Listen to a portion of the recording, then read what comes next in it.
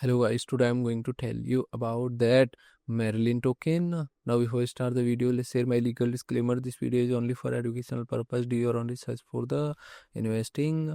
According to the white paper, Marlin Pond is a decentralized compute network that uses secure hardware to scale blockchain applications with verifiable private off-chain computation, solves scaling privacy. It moves complex workload off-chain into trusted execution environment TEs, hosting performance trade keeping data confidential, powered by the Oyster protocol. Developers can render confidential virtual machines or run serviceless functions with result attested and relayed on chain.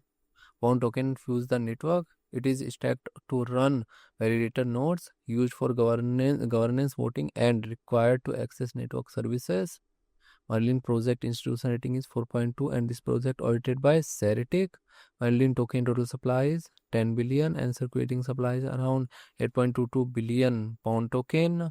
Pound token is listed on Binance, Coinbase, KuCoin and other exchanges. If I share my opinion with you in this project, up to 85% chances that it is a legit or good project. So guys, don't take my opinion as a financial advice. Do your own research for the investing. Thanks for watching.